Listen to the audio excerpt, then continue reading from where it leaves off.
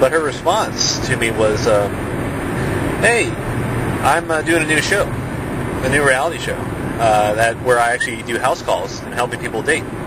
And she sent me a minute-long video, and we'll try it out." So that's what I did. I said, it's not so much I'm having trouble, dating girls. I'm just having trouble finding the girls I like. My selection where I live is just a little hard. So, God, I should have been. Of course, I need to watch it, but I should be hitting on this idea of, hey, it's men in trees. That's what it is. There's too many guys, not enough girls. Who knows what she'd say about that one, or if she could relate or help me with that one.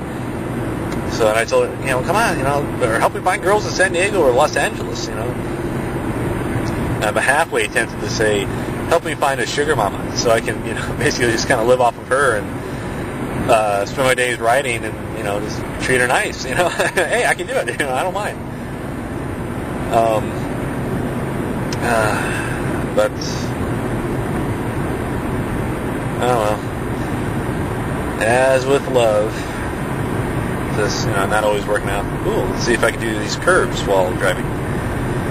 So you're probably asking yourself, hey, Sky, why are you driving? Why are you talking to the camera while driving? It's like, well, it keeps me awake, for one thing. But also, there is Who Wants to Be a Superhero on the Sci-Fi Channel. It's a little show, I believe come up by Stan the Man Lee. Very interesting show. And it's a reality show. But people come in, they have these ideas and concepts for themselves as superheroes. They come in and present themselves, audition, and if they are accepted, they are let in. And then last year, Stan also said, well, I'll also throw it out. I'll give the audience, they can choose somebody to go in. And so the fan favorite was this very cute Hispanic woman with large breasts. Very flattering outfit, too. So,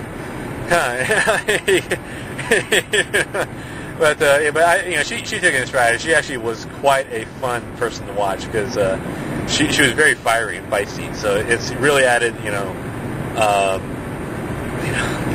cliche term, but it sure added flavor to the show because you like people that are feisty, that grind against other people, because that's what generates a lot of interesting television for reality TV. So,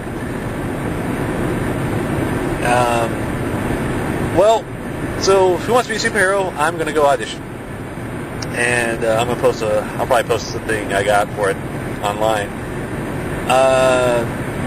But this is the idea. I am going to audition as Average Joe.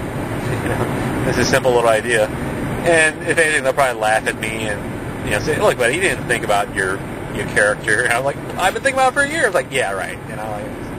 So, and they'll probably just kick me or laugh at me outright. They'll humor me enough to walk in. I'll say my piece about I just want to be like, where are the superheroes who don't have superpowers or access to special, things, what about those guys? And I mean, I have this whole long spiel about it, which is, basically look, superheroes, they're usually isolated individuals, and then they get some sort of special power or special, or access to something special, and they use that to fight villains and super criminals, people who also have superpowers, and that's all fine and dandy, but the thing is, people read that stuff and they just kind of think, well, there's a car that's burning. I can't do anything because it's burning. It's going to blow up. It's like, well, cars don't burn up. They don't blow up always. And or there's somebody in trouble. But I can't help them. I'm not a superhero. Like, no, you can. There's this guy. I forget his name, but his last name is Autry. Over in New York, who jumped into the subway rails, grabbed the guy who'd fallen in, and pulled him into this trench. And and the guy was very matter of fact in how he explained how said, I know I only got so much room. And it's like wow, this guy was just very really knew what he was doing. So pretty crazy stuff. And then there was this little boy, like 2-year-old kid, back around Christmas time, his family's being robbed, and he had hid in his bedroom. So the robbers in the bedroom, they're stealing everything. So the kid puts on his Power Rangers costume, runs out waving a sword, freaked out the thieves or whatever, and they ran away. So it's hey, it's like anybody can be a superhero. And then I saw these guys down in Mexico. Car was burning. It's the middle of the road, busy street, and cars burning. And there's a group of guys, and like they're, whoever's driving, they dragged him out of the car. He's laying on the side of the road, and they were like just digging all the stuff out of the back seat of this guy's car, while the front is on fire. And we're like, oh my God! We're all just shocked at it all. And I'm looking at these are just regular-looking guys, a bunch of civilians, doing this stuff. And it's like, wow, why are these guys doing it? What's the is the car going to blow up? This and that. And it's like, no, the car didn't blow up. We're driving around and like kept waiting for hear the boom and no boom. That's what I'm thinking is that, people can be superheroes in their own right, or heroes in their own right, you don't need to be a fireman or a policeman or, in the military. Heck, even in my own life, I've thought about it, and I realized, well, there was a girl who, she was going to high school, and, like, we kind of knew each other online, because we lived in the same area through ICQ, and this is a couple years ago, back when I was in college, so I just kind of chatted with the girl a little bit here and there, and she one day sends out a mass message saying, like, I'm gonna kill myself, and she had sent me her phone number before, so luckily I was able to find it through in old messages. I called her up and just started talking. I said, hey, what's going on? How you doing? I spent about 4 hours talking to her. Meanwhile, like I feel like the blood in my neck and chest burning, because like I'm just kind of I'm a little nervous, freaking out that I got to handle this right, and just talked to her and talked her out of attempting suicide, by taking a bunch of pills. And it really was just a call for attention. She's freaking out about high school and this and that.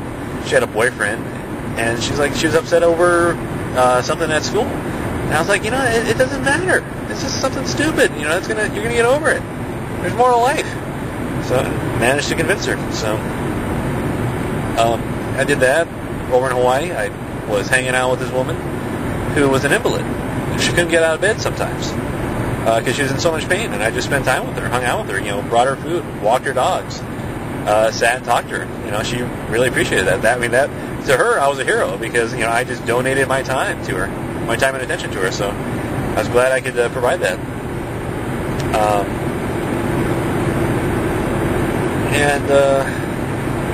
It's just there are little things in life that you can be heroic, or you can be a hero over and for, and you don't have to feel that you're incapable of doing that. So that's just kind of like what my whole spiel to these guys at the audition is going to be. Is that, like, look, you don't have to have powers to be a hero, and I think I would like to prove that. I'm not gonna hide behind a mask. I'm not gonna pretend to be somebody I'm not. I'm gonna be myself. I'm gonna be an average, regular guy. I don't consider myself a hero. I just consider myself a regular guy, and that's why I'm here. So, see if they accept that.